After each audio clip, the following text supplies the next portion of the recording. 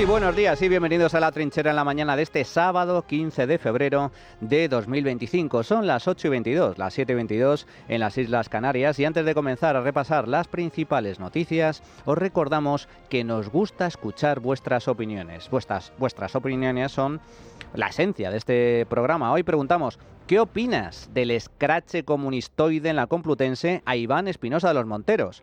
Podéis participar a través del número de WhatsApp al que nos podéis enviar vuestras notas de audio. En nuestro espacio de tertulia iremos escuchando vuestras opiniones. El teléfono es el 689 33 74 44, repito, 689 33 74 44. También podéis opinar y contactar con nosotros a través de nuestra cuenta de Twitter, @trincherallamas. Además, os recordamos que tenéis disponible la playlist de La Trinchera con todas las canciones que suenan en el programa. La podéis encontrar en Spotify, en la web de radio y en redes sociales. Ahora sí, vamos a repasar la actualidad esta semana con Ignacio Bravo. ¿Qué tal, Ignacio? Buenos días, ¿cómo estás? ¿Qué tal? Buenos días, Manuel. Esta semana ha arrancado oficialmente ya el curso parlamentario y para ello tanto el presidente del Gobierno, Pedro Sánchez, como el líder de los populares, Alberto Núñez Feijóo, reunieron el martes a todos sus diputados y senadores para definir su estrategia política ante los próximos meses. Pedro Sánchez volvió a insistir en que su intención es agotar la legislatura y alentó a los suyos a dar el todo por el todo para superar a la coalición que él considera como ultraderechista. La reunión iba a ser para esbozar las líneas maestras de la estrategia del partido gubernamental para este nuevo periodo de sesiones, pero acabó siendo el discurso de un mesías a sus discípulos, a los que combinó para que difundan su palabra por redes sociales. Contadlo en las calles, en las redes sociales, contadlo por tierra, mar y aire, si me permitís esta expresión, para que las mentiras de los neoliberales y de la ultraderecha no desinformen a la gente. Contadlo porque detrás de vuestro trabajo hay esperanza y hay hechos. El presidente del Gobierno prometió una vez más que agotará la legislatura y solo reconoció alguna dificultad en materia de vivienda y con sus socios al admitir que le hacen sudar tinta, aunque aprovechó para cargar contra el Partido Popular por su cambio de voto respecto al decreto ómnibus. Es mejor sudar tinta para aprobar una ley que sudar tinta, lo hemos visto en la oposición, para explicar los cambios de posición de la coalición negacionista de neoliberales y también de la ultraderecha. Por tanto, compañeros y compañeras, la mejor forma de superar a esta coalición negacionista de ultraliberales y de neoliberales es hacer lo que hay que hacer. Y lo que hay que hacer es, cuando nos insulten, y ahora que empieza el periodo de sesiones, pues lo harán también en esta Cámara, pues vamos a responderles de buenas maneras, con buena educación. Frente a su involución, nuestros avances sociales. Esta es la opinión del presidente del Gobierno. A unos metros de los socialistas se encontraban también los populares. Su presidente, Núñez Feijóo, aprovechó para criticar las votaciones del Partido Socialista. Nunca un gobierno había acumulado tantos problemas judiciales juntos. Nunca tantos ministros han sido jefes de la oposición. Nunca tantos ministros han sido tan vagos. El señor Sánchez no gana votaciones, las compra. Ya mismo, desde nuestros gobiernos y desde las Cortes, acreditaremos que somos el mejor equipo para gobernar España. Todo esto sucedió el martes. Un día más tarde, el miércoles, se produjo el primer cara a cara del año en el Congreso de los Diputados. El debate giró en torno a la reciente subida del salario mínimo interprofesional y la polémica sobre su tributación al IRPF, un tema que ha generado fricciones dentro de la coalición de gobierno. De la sesión parlamentaria fue testigo nuestro compañero Jesús Úbeda, que vuelve con su ya conocida crónica parlamentaria. Jesús, buenos días. Buenos días, pueblo trinchérico. A la primera sesión de control del año llegaron Pedro Sánchez con los colmillos de Esmilodón, tigre dientes de sable en cristiano, afilados. Alberto Núñez Feijóo con el café a medio tomar y el traje sobre el pijama. Y Santiago Abascal, pues como pasado de Red Bull. Torrencial en ataque, sí, pero fragilísimo en defensa. La oposición es absolutamente incapaz de armar un ariete eficaz contra un gobierno cercado por el escándalo y por la corrupción como ningún otro, destrozando una canción bellísima del difunto Pablo Milanés. El tiempo pasa, nos vamos haciendo viejos, y Sánchez ahí sigue. Feijóo no estuvo mal. Feijóo estuvo como una barra de pan de supermercado sacada del horno hace un par de horas. Se puede comer, quita el hambre y paren de contar. ¿Quién va a pedir disculpas a los españoles por los borrados del fiscal general? ¿Por su número 2 en el gobierno y en el partido investigado por corrupción al Tribunal Supremo? por su hermano investigado por corrupción en un juzgado de Badajoz, por su mujer investigada por corrupción en los juzgados de la Plaza de Castilla y por ser usted un títere del separatismo. El presidente Sánchez saltó con que España va como un tiro, se burló de Feijóo con respecto al SMI y, disfrutando como un cochino en el barro, le atizó por el apoyo pepero post-mortem al decreto minibús. De repente obró el milagro. Ya no hay palacetes, ya no hay ocupas, tampoco hay escrúpulos. Cuando su voto era era decisivo para revalorizar las pensiones, ustedes votaron que no. Abascal intervino en plan Taz, el demonio de Tasmania de los Looney Tunes, en tromba, hiperventilado y, vulnerable. Con verbo de fuego pretendió abrazar a un viejo zorro provisto de traje ignífugo y de extintor. Todos los socios internacionales que consigue son gente como narcoterroristas como Petro, a los que ponen aquí alfombra roja y aplaude toda la Cámara, tiranos como Maduro, al que cada vez compra más petróleo y al que legitima no reconociendo al ganador de las elecciones, Edmundo González Urrutia, regímenes como el de Hamás, el de Qatar, el de Irán y cualquier tipo de régimen o de teocracia islamista y terrorista que se les ponga delante, por supuesto Marruecos, que no digo que no tenga que ser nuestro aliado, pero es que parece nuestro amo. Y sin olvidarnos, por supuesto, de Putin, al que usted compra el doble de gas que antes de la guerra. Sánchez, sin portero, paladeó su réplica. La administración estadounidense de Trump acaba de anunciar la no extensión del estatus de protección temporal a más de 300.000 venezolanos que viven en Estados Unidos. Y por tanto, a partir del mes de abril, esas personas van a poder ser deportadas. ¿Usted, señor Abascal, va a poner el grito en el cielo y a criticar a la administración Trump por esta decisión? Yo creo, señor Abascal, que usted no lo va a hacer, porque usted es fuerte con el débil, pero es un servil con el poderoso. En fin, si quiere usted hablar sobre Putin, pregúntele a su amigo Víctor Orbán. Miguel Tellado puso el primer picante, por fin, de la jornada.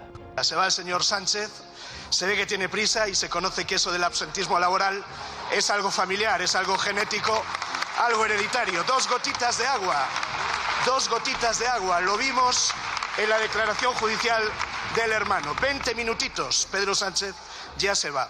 El portavoz del Grupo Popular en el Congreso preguntó a Bolaños sobre el primer fiscal general del Estado imputado en la historia de España. El ministro trinitario, amenazante. Cuide usted su reputación, que ser portavoz de delincuentes confesos no es buen camino. Y bueno, esto no es noticia. Cayetana Álvarez de Toledo dejó la frase de la sesión. Ultras, repite, Orbán señala, mientras asalta instituciones y hostiga a los jueces, Orbán son ustedes. La única diferencia es que Orbán defiende la soberanía nacional y Sánchez la trocea. Es un demócrata fallido y una amenaza para España. En fin, hasta la próxima, queridos. Pues magnífica crónica la de Jesús Úbeda, pero es que es cierto, este gobierno se le llena la boca de ultraliberales, ultraderecha, ultra, facha, y de ahí no salen. Así todo, constantemente, una y otra vez, repitiéndolo por tierra, mar y aire. Cuando los únicos radicales, los únicos antidemócratas, los únicos autoritarios son ellos. Es el gobierno de socialistas y comunistas, el peor gobierno que ha tenido España en toda su democracia, el peor gobierno que ha existido en Europa en las últimas décadas. Muy pocas veces los comunistas han llegado al poder de la mano de un partido democrático. Y cuando han llegado al poder por sí solos, siempre la cosa ha terminado fatal, siempre ha terminado en dictadura, en miseria, hambre y represión para sus víctimas, para el pueblo sobre el que gobiernan. Pues bien, esta es la estrategia de Sánchez, insultar y atacar a la oposición mientras miente una y otra vez, porque ¿de qué avances sociales habla? ¿De qué avances económicos? Si España se está empobreciendo a marchas forzadas, tenemos la mayor tasa de paro de Europa y del mundo desarrollado. La vivienda se ha convertido en un producto de lujo, al cual es casi imposible acceder, a no ser que seas funcionario o tengas unas rentas muy, pero que muy elevadas. Este gobierno es el que ha disparado los impuestos como nunca antes en la historia de este país, más de 80 subidas fiscales, y siguen masacrando a impuestos y cotizaciones a los trabajadores, a las empresas y a los autónomos, mientras despilfarran dinero a manos llenas en estupideces varias. Y ya no hablemos de la corrupción. El gobierno más corrupto de la historia democrática de este país es este gobierno, porque nunca antes en la historia de este país la corrupción había llegado tan lejos, afectando de forma directa al entorno del presidente y a sus más leales colaboradores. Ábalos, Koldo, ministros varios. Dudas también sobre Santos Cerdán, secretario de organización del partido. Y ya luego, para más INRI, para colmo, ataques constantes contra los jueces, contra los periodistas, es decir, contra la independencia judicial y contra la libertad de prensa y la libertad de expresión, que son derechos básicos en cualquier democracia que se precie. Este gobierno está empeñado en atacar a la democracia española y al Estado de Derecho. España, bajo Sánchez, bajo el gobierno sanchista, va cuesta abajo y sin frenos. Y la semana ha estado también marcada por la polémica respecto a la tributación del salario mínimo interprofesional. El Ministerio de Hacienda confirmó que el salario mínimo pagará IRPF por primera vez tras la nueva subida de 50 euros al mes hasta los 1.184 euros que el Consejo de Ministros aprobó el pasado martes. Hasta ahora, Hacienda había ido adaptando el mínimo exento del impuesto sobre la renta a los incrementos del SMI, asumiendo el coste que supone para las arcas públicas, pero esta vez ha decidido no hacerlo. Es decir, el criterio de la vicepresidenta primera, María Jesús Montero, se impuso al de la vicepresidenta segunda, Yolanda Díaz, que era contraria a esta medida. Es normal que en un gobierno de coalición haya discrepancias en algunos temas, pero lo que no es normal es que las discrepancias lleguen incluso a mostrarse en público, como sucedió el pasado martes en la rueda de prensa posterior al Consejo de Ministros. Yolanda Díaz aseguró haberse enterado por los medios de comunicación de que el SMI tributará. La portavoz del gobierno, Pilar Alegría, le llegó a decir a Yolanda Díaz que no era verdad lo que la vicepresidenta segunda estaba contando. Este es el momento del encontronazo. Seguramente por la propia velocidad informativa, como se dice coloquialmente, saltamos las pantallas demasiado rápido. Que no hubo ni deliberación en el Consejo de Ministros, ninguna. Esa parte que dicen que se lleva Hacienda va directamente a consolidar y a mejorar los servicios públicos. La justicia fiscal empieza por arriba, no por abajo. Desde el Ministerio de Trabajo, competencialmente lo que teníamos que hacer, subir el salario mínimo interprofesional. Que es, por otro lado, lo que hoy se aprueba. Es que hoy se aprueba la subida del salario mínimo interprofesional. Digo la verdad, nos hemos enterado por la prensa y por ustedes. En fin, es lo único que le puedo decir. Me refiero a los hechos. Eso no es así, le dijo Pilar Alegría por lo bajini ante las palabras de Yolanda Díaz. La pregunta es, ¿quién miente aquí? Pues el jueves se lo preguntaron a Yolanda Díaz. Mire, yo no sabía ni nadie del espacio Sumar y me atrevo a decir que nadie, ni él mismo, sabía esto. De hecho, el señor Carlos Cuerpo, la tarde del lunes, hizo declaraciones a medios diciéndole a todo el país que la decisión no estaba tomada. Me remito a lo que ustedes han publicado, han escrito y han emitido. Me atrevo a decir que una parte del gobierno se ha enterado exactamente igual que yo y mi equipo, justamente media hora antes de comparecer en Moncloa. Por tanto, le soy rotunda. No, ni yo ni nadie de mi equipo sabíamos esto. Pero digo más, la tarde-noche del lunes, el señor Cuerpo le ha comunicado a España que esa decisión no estaba tomada. Yolanda Díaz mantiene que fue en la misma rueda de prensa cuando se enteró de la aplicación de esta nueva medida sobre el sueldo mínimo. Pero el informe del comité de expertos encargado por Yolanda Díaz y en manos de la vicepresidenta desde el pasado 8 de enero se calculó en base al nivel de tributación actual sin contemplar el incremento del mínimo exento para garantizar la cobertura del 60% del salario medio neto, por lo que cuando Yolanda Díaz eligió el dato del 44% en la subida del salario mínimo ya sabía o debía saber, se había leído ese informe, que esa cifra estaba calculada teniendo en cuenta que los trabajadores pagarían IRPF. La otra parte implicada en el lío, María Jesús Montero, se ausentó de la sesión de control del miércoles porque se encontraba enferma y Yolanda Díaz se sentó junto a Pedro Sánchez. Pudimos ver un tono alegre y distendido entre ambos y lo que parecía que rebajaba esa tensión. Sin embargo, el presidente del gobierno defendió la postura del Ministerio de Hacienda para hacer tributar el SMI en el próximo IRPF tras el alza acumulada de los últimos años. Es decir, apoyó a Montero en lugar de Yolanda Díaz. Eso sí, habló más de la subida salarial que de la tributación. Este debate lo tenemos porque el gobierno de España ha subido en estos 7 años el 61% del salario mínimo interprofesional. El 61%. Con ustedes siempre en contra, señoría. Y hemos desmontado todos los dogmas neoliberales que ustedes durante la crisis financiera implementaron diciendo aquello de que no se subía el salario mínimo interprofesional para poder crear empleo. Pues mire, hemos subido el 61% el salario mínimo interprofesional y tenemos 22 millones de ocupados en nuestro país. El líder popular no perdió la oportunidad de criticar la división interna del gobierno y además de reírse de la vicepresidenta segunda del gobierno. Quedarse con la mitad de la subida del salario mínimo ni es progresista ni es justicia social.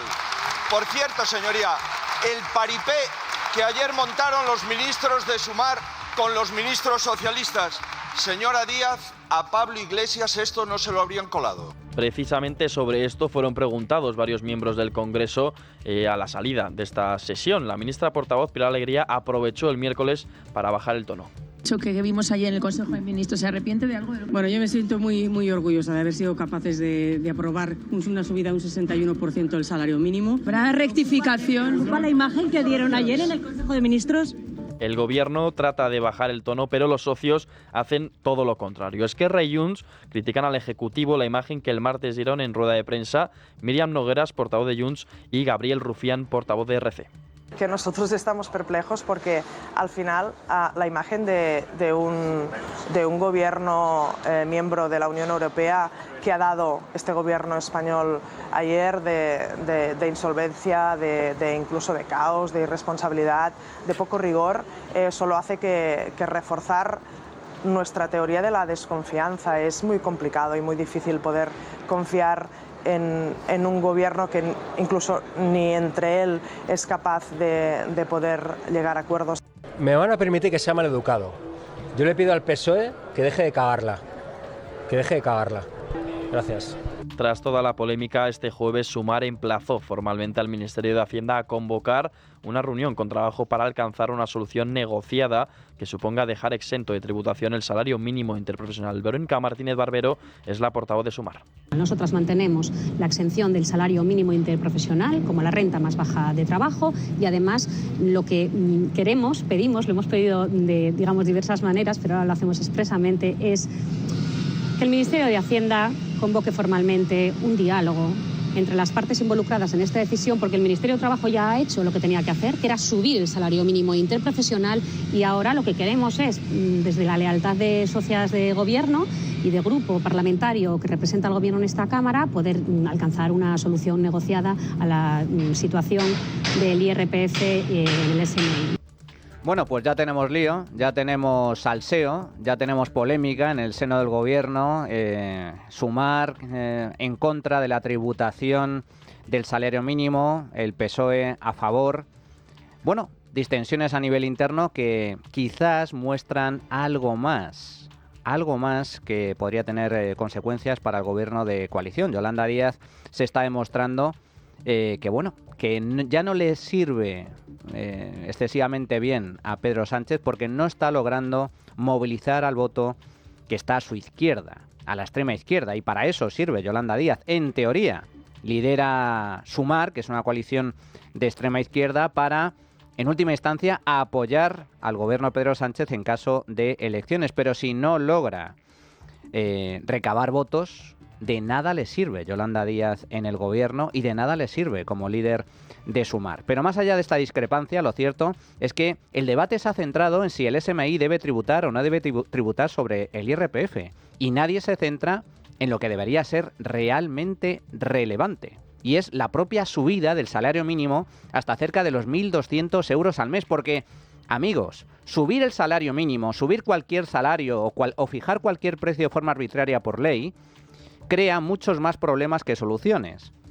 Porque, vamos a ver, si tan bueno es subir el salario mínimo, ¿por qué el gobierno no lo sube a 3.000 euros al mes? O ya puestos a 5.000, o ya puestos a 10.000 euros al mes. ¿Qué se lo impide? Lo puede hacer por ley. ¿Por qué no lo hace? Imagínense por un momento que mañana el Consejo de Ministros decide aprobar una subida del salario mínimo a 5.000 euros al mes. Y ahora piensen en qué pasará justo el día después. Pues que automáticamente todos aquellos trabajadores cuyo valor añadido se sitúe por debajo de ese umbral, de esos 5.000 euros al mes, serán despedidos o directamente tendrán que trabajar en el mercado negro, en la economía sumergida, porque ningún empresario puede subir el salario mínimo de forma arbitraria sin cargarse la empresa. Nadie se está fijando en eso, tampoco la oposición, que se fija en la tributación del IRPF.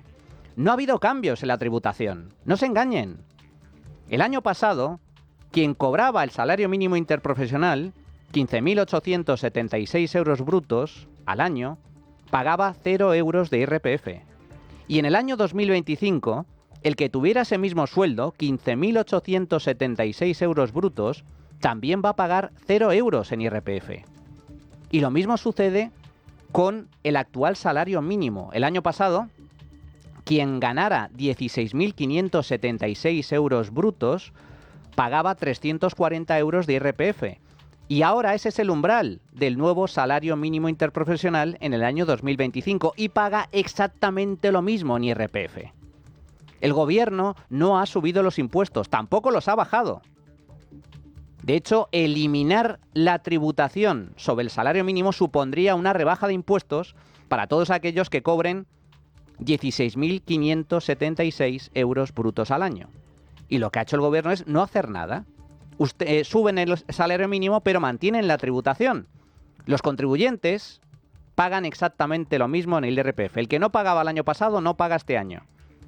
Y el que gana hoy el salario mínimo paga lo mismo en IRPF o va a pagar lo mismo en IRPF que lo que pagó el año pasado. No hay cambios, pero nadie se fija en lo importante. Y es que subir el salario mínimo como ha hecho este gobierno de forma tan drástica, tan radical, sin tener en cuenta el incremento de la productividad, lo ha subido un 60% en los últimos años, hasta cerca de 1.200 euros al mes, supone una barrera de entrada que condena al paro o al mercado negro a muchísimos trabajadores, especialmente los menos cualificados, los más jóvenes, los parados de larga duración. Y en última instancia cuesta empleos, cuesta puestos de trabajo. Subir el salario mínimo sin tener en cuenta la productividad es un suicidio económico y laboral. Y nadie lo está criticando. Y ese es el problema.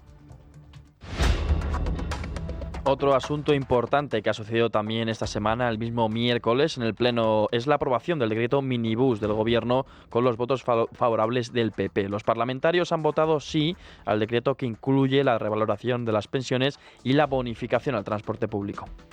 Votos emitidos 349, votos a favor 315, votos en contra 33, una abstención. En consecuencia, queda convalidado el Real Decreto Ley.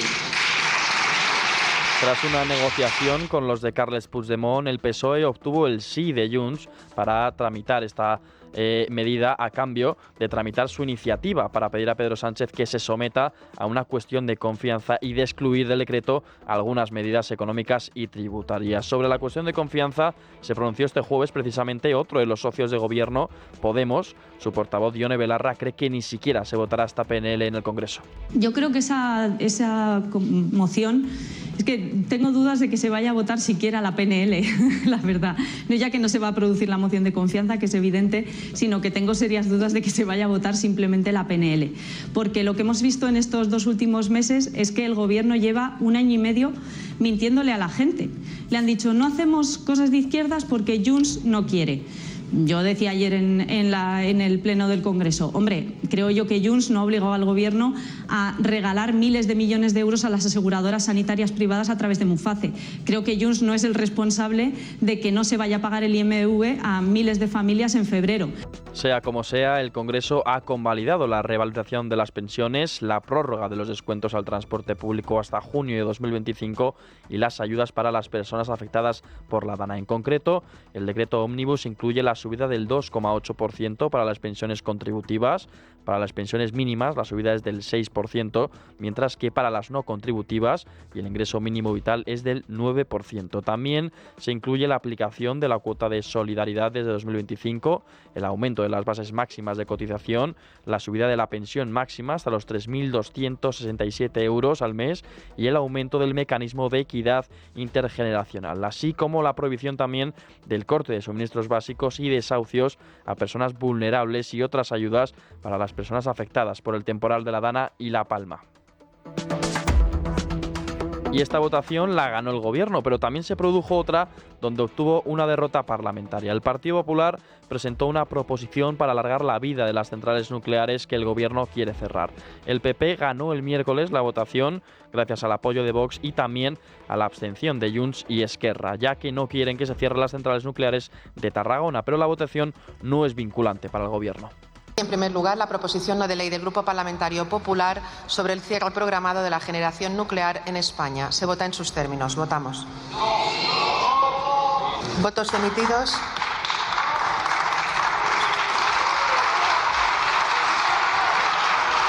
Votos emitidos. 349, votos a favor 171, votos en contra 164, 14 abstenciones. Se aprueba la proposición no de ley.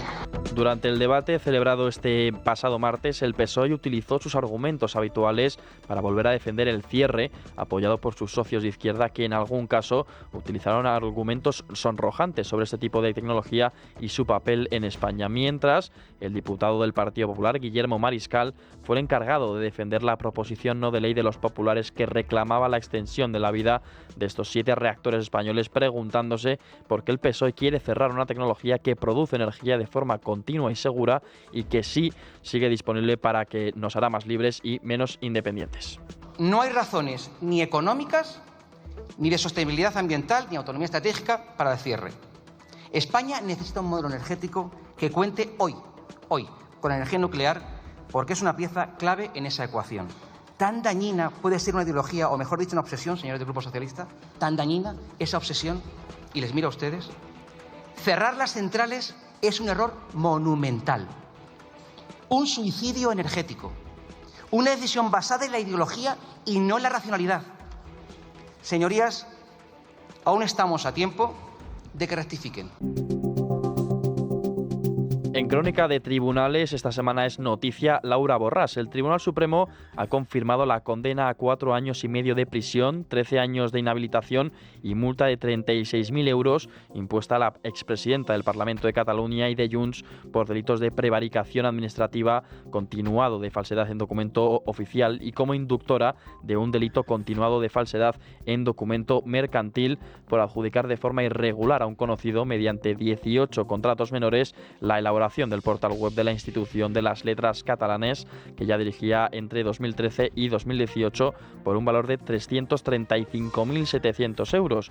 Junts reitera que la condena a Laura Borràs es un caso de lawfare de manual. Jordi Turull es el secretario general del partido. Lo último en lo que estamos pensando es en las consecuencias a nivel orgánico de la fundación del partido. Ahora en lo que estamos es en hacer una denuncia política de esta carnicería que ha habido por parte del Tribunal Supremo y nos ponemos a disposición de la presidenta. Ya sabíamos de las malas maneras y la forma de hacer política del Tribunal Supremo, pero que fueran tan lejos con esta sentencia no nos lo imaginábamos. Esta semana no ha sido la única noticia en materia de tribunales, porque el Pleno del Tribunal Constitucional, que preside Cándido Conde Pumpido, ha admitido a trámite los recursos de amparo presentados por Oriol Junqueras, Raúl Romeva y Dolors Bassa contra la decisión de la Sala de Penal del Tribunal Supremo de no aplicar la ley de amnistía del 1 de octubre respecto al delito de malversación. El Tribunal Constitucional aprecia que concurre una especial trascendencia constitucional porque los asuntos suscitados trascienden del caso concreto porque pudiera tener unas consecuencias políticas generales. Todo ello se produce cuando el Tribunal Supremo ha lanzado también una segunda advertencia al Tribunal Constitucional que preside Cándido Conde Pumpido sobre una posible investigación por un delito de prevaricación en el futuro tras el indulto encubierto a los dirigentes socialistas de la Junta de Andalucía por el caso de los ERE. Miguel Ángel Pérez, buenos días. Buenos días. El Tribunal Supremo ha lanzado una segunda advertencia al Tribunal Constitucional que preside Cándido Conde Pumpido sobre una posible investigación por prevaricación. Tal y como avanzó Libertad Digital, el alto tribunal recientemente abrió la puerta a investigar a Conde Pumpido y al resto de magistrados izquierdistas por un delito de prevaricación en el futuro tras el indulto encubierto a los dirigentes socialistas de la Junta de Andalucía por el caso de los ERE. En un nuevo auto de 15 páginas al que ha tenido acceso LD, el magistrado ponente de la Sala de lo Penal del Tribunal Supremo, Vicente Magro, inadmite una segunda querella por el caso de los ERE presentada en esta ocasión por la Asociación contra la Prevaricación Atando Cabos. Dicha denuncia va dirigida también contra Conde Pumpido y los otros 6 magistrados izquierdistas del Tribunal de Garantías por delitos de intrusismo, prevaricación judicial, cohecho, tráfico de influencias o malversación. El magistrado Vicente Magro cita el primer auto del Supremo redactado por su compañero Andrés Palomo, en el que se dejaba claro que en el Tribunal Constitucional no hay carta blanca.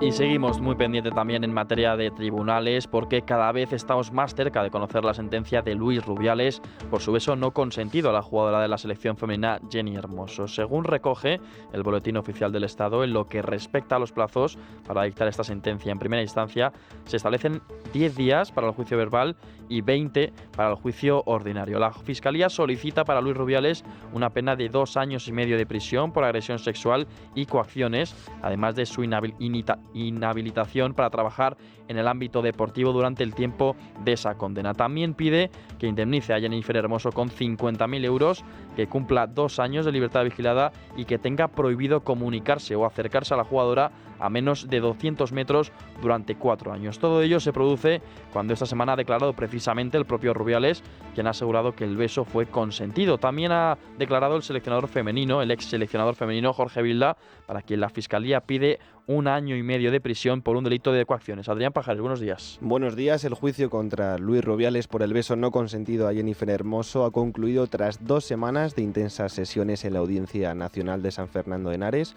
y el magistrado José Manuel Fernández Prieto finalizó el juicio con esta sincera reflexión. Tiene derecho a la última palabra, no lo va a ejercer. Jorge Vilda, le digo lo mismo, ¿va a ejercer el derecho a la última palabra o no? Yo tampoco, muchas gracias. Albert Luque y Rubén Rivera, no, tampoco. Gracias. Pues con esto, aunque parezca mentira, hemos acabado.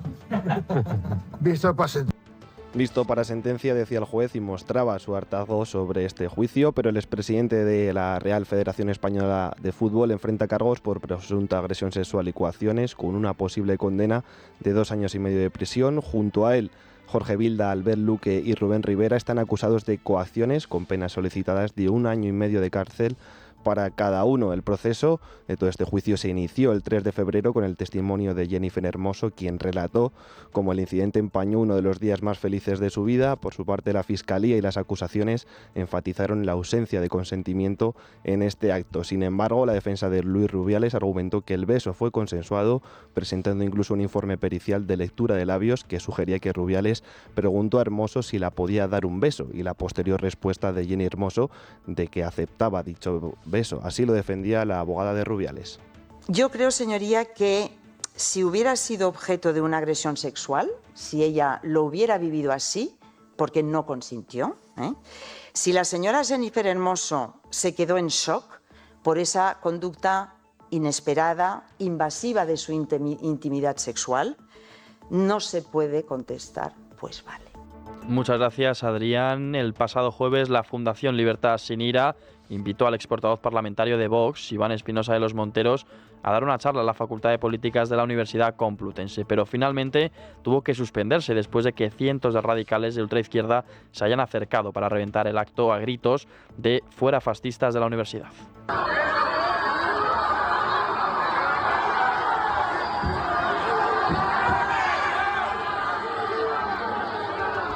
Un grupo de personas rodearon al exdiputado y tuvo que salir escoltado por las fuerzas de seguridad, motivo por el cual las autoridades académicas optaron por cancelar este acto. Desde la facultad justificaron la decisión por la afluencia de numerosas personas a la puerta de acceso, impidiendo la entrada al acto, recalcando que está firmemente comprometida con la tolerancia ideológica, la dignidad de las personas, el respeto a la diferencia y la diversidad. Por su parte, Iván Espinosa de los Monteros ha descartado que detrás del escrache sufrido se encuentren estudiantes de la universidad y ha apuntado a violentos profesionales.